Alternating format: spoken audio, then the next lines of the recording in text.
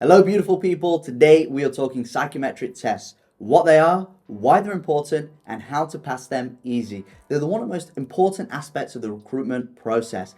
But you can be the perfect candidate, an amazing degree with an awesome university, the perfect candidate on paper, all to fail because you didn't put the practice in to smash a psychometric test. Well, not on this channel. Today, I'm going to give you the roadmap that I followed to get my top choice offer at BP. So if that sounds good, grab yourself a coffee and let's lock in. So, psychometric tests and how to pass them easy. Who am I? So my name is Adam. I'm a University of Sheffield biology graduate, and I quickly realized at uni that biology is down there with the humanities and arts in its earning potential. And I quickly pivoted to business. And I got invited to assessment days for Unilever, Coca Cola, GSK, and I got my top choice at BP, earning 50k straight from university. And after a couple of promotions, I was earning 6 figures as the global content lead, working fully remote. I've now retired from the corporate world. I'm an unpaid intern, but that's a story for another time. So psychometric tests, where do they fit in the recruitment process? So this is the typical recruitment process, particularly for graduate jobs. For a lot of the grad schemes I was applying for, I did my aptitude test instantly alongside my application, and this is very typical.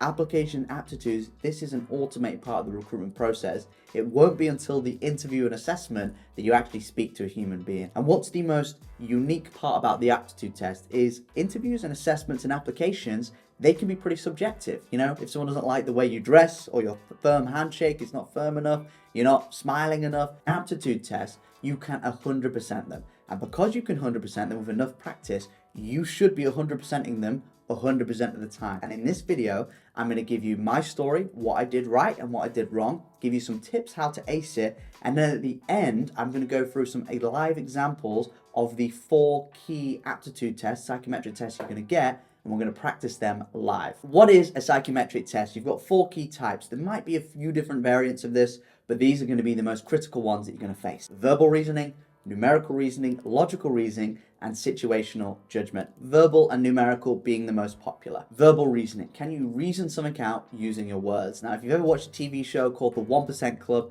it's going to be riddles that you've got to solve. Numerical reasoning. Can you reason something out using your numbers? Can you calculate percentages and ratios? And I was applying for business schemes. A lot of it was profits and loss and turnovers. It's pretty simple in theory, but they are pretty unique if you haven't done it before, and this is what I faced. Logical reasoning. Can you reason something out using your logic? Now, it might sound surprising that I say these are quite fun, but these are effectively puzzles, sequences. Can you figure out what's going to be the next in the sequence? Situational judgment test. Now, this is going to be the closest thing that you're going to get to an on-the-job assessment. There is a customer, they're in an aisle, it's a wet floor, they fall over and crack their head. What do you do? Now, my journey starts straight from university. I'm super keen to apply for graduate schemes. And the first one I applied for is Nestle. It could be based in York, which is a beautiful city. It's 27 to 30k starting with a joining bonus in sales and marketing. And I would have loved to have worked for Nestle in a cool FMCG company. So I did the application, and alongside it, they sent me a numerical reasoning test. Well, I'm a STEM graduate. I've got a biology degree. I can easily smash a numerical reasoning, or at least I thought. Did the application, did the test, went through it, and then I got instantly an immediate rejection, telling me that I'd failed the numerical reasoning test. I'm a biology graduate. What the hell happened there? Make sure out of all of the different types of psychometric tests you can get, you know what you've got in store. Verbal reasoning and numerical reasoning are very different from each other. They're also very different from situational judgment tests, which are wildly different to logical reasoning. Make sure that the type of assessment that you've got in store, the aptitude test, which effectively aptitude tests are you good at a certain thing? Make sure the thing that they're assessing you on, you know what you've got in store so you can do the proper preparation. The difference between you passing and failing might just be that you're managing the time. In any exam, be it school, be it uni, or being in a job application, you want to make sure you've gone through all of the questions. Now, typically they're going to be 30 questions in 30 minutes, but they could be really cruel and say you've only got 15, 20 minutes. I'm no mathematician, but if you've got 30 questions over 30 minutes, make sure you're allocating maximum a minute per question. These are multiple choice. Worst case is 29 minutes. You've got 1 minute left and you've got 5 questions. Just click A for every single one. Then at the end, you can always review them. But if you are struggling with a question, don't spend any more than your allocated divisible time. Biggest critical factor, whether you're going to pass or fail, is managing the time and getting to the end of the test. Now, this is the closest thing to a hack that I'm going to share in this video. One of my friends, Ben, He was applying for Waitrose. This was his top choice, his dream career, and he was the perfect candidate. He was working at Waitrose part-time as a supervisor at uni, and he had a food marketing degree. There wasn't a person on the planet who was better suited for Waitrose than Ben at the time. And he was eager. He applied straight away to Waitrose, and he got sent through a situational judgment test. This is on-the-job experience. This is on-the-job assessments. He actually works at Waitrose. He's perfect for it. Does the application, does the test, and he fails. And he never worked for Waitrose. He failed his top choice because he didn't do the preparation and because of a situational judgment test. Now, if you're in Ben's situation, I've got two massive hacks for you. One, just email them asking them to reload it. Ben missed out on his dream graduate program. He never ended up working there because he didn't want to email them saying, hey, can you simply please reload the test? My internet cut out, my dog jumped on my computer. Just make something up that asks them to reload it, or just be reasonable and say, hey, I was having a bad day. Two, if they aren't going to reload it, just apply with another email address. Don't be like Ben, who didn't get his top choice because of some stupid automated test, and don't be like me, who fails because they didn't do the prep. If there is one core message of this channel, is that if you lock in, you do the work, you can win. I'm not special. I've not got a special background or a special degree or a special university.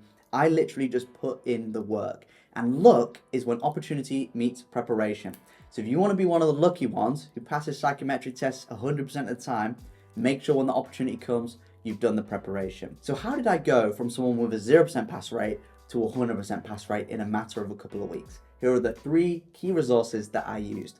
Number 1 is I bought a couple of books, Numerical and Verbal Reasoning, and I'll put a screenshot of both, and I might even put a couple of links in the description. You may actually most of the time do psychometric tests online, but there is a different skill set to doing it on pen and paper. Make sure you practice both. Number 2, you will have a careers office at your university. It may have some dusty old resources with spiders and cobwebs on that you need to brush off, but there should be some resources you can use in your careers office. Now, so whilst you're here, why not book in time with a career advisor, go through your CV, and if you pick up a couple of gems that help you in your application, that was time well spent. But at least practice some of the resources that will be free as part of your university. And number 3, and this is the critical one, is I used online resources, and there was 2 key websites, Graduates First and Assessment Day. And not only did they help me with psychometric tests, get from 0 to 100% pass rate, they also have Assessment Day examples and mark schemes. So once you progress your application, you don't want to just pass psychometric tests. That's one key aspect of it. You also need to pass the assessment days. They'll have resources for the whole entire application process. I did once upon a time have an affiliates for Graduate First, but I sent thousands of people there. They never paid me any commission, so I'm literally advertising this, no benefit to myself. It was just something that was immensely helpful to me, very low cost for the year. And if I'm honest, I don't think I would have got as far in these applications as I did without these online resources. So speaking of locking in and winning and putting in the work, let's go through 4 live examples from a logical reasoning, verbal reasoning, numerical reasoning, and situational judgment. This is really going to bring this to life. These are going to be very typical of what you'll face when you're doing a job application. What I want you to do is put your answer into the comments before I've given the answer, and I'm going to give you 10 seconds for each. Firstly, let's tackle logical reasoning. Which answer option completes this sequence? We've got a 5-step sequence with a question mark for the 5th, and we've got 5 possible responses: A, B, C, D, and E. From them 5 responses, what goes in that question mark? I'll give you 10 seconds, go.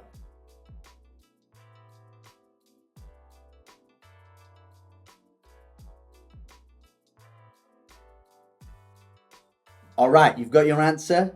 If you've got E, then you are successful. Congratulations, that is the correct response. Why is that the case? Well, if you look at all the arrows, they're all going clockwise, so it has to be clockwise. And 2, it's going 1 hour, 2 hour, 3 hour, 4 hour, it has to be 5. So them 2 key factors, it's got to be E. If you got E, congratulations. Now, over to verbal reasoning. Now, what is the question mark? You've got flow and river, which are together, but you've got stagnant and a question mark. Out of rain, stream, pool, and canal, what is the correct answer? You got 10 seconds. What would you choose? Put it into the comments.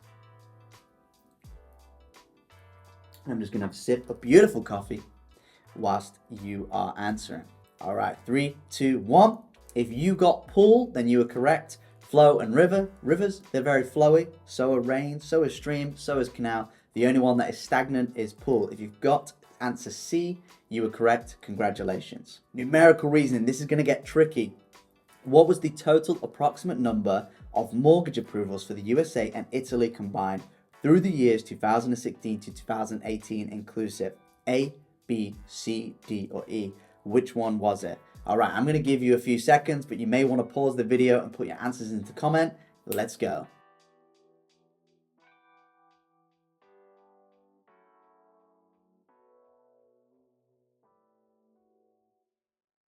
Got your answer? All right, beautiful. If you did C, then congratulations, you were correct. You passed the numerical reasoning part of this assessment.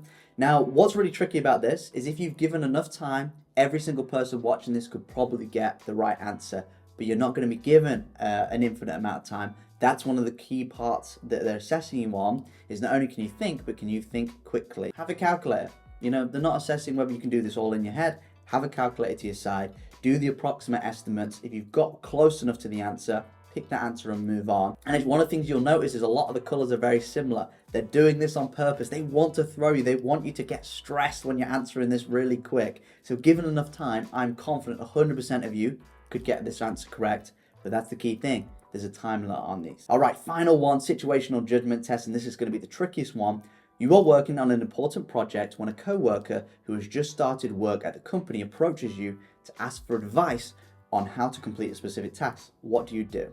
Now, I'm going to read through each, but I want you to put your question, your answer into the comments. And actually, I want you to rank the answers as well from best to worst. All right, is it A, because they are new, tell them to find out how to complete the task themselves? After all, you had to learn the hard way when you joined the company. Is it B, stop what you're doing and help them? If it means you have to put in extra time to get your project finished, so be it. It's important to offer your support because they are part of the same team.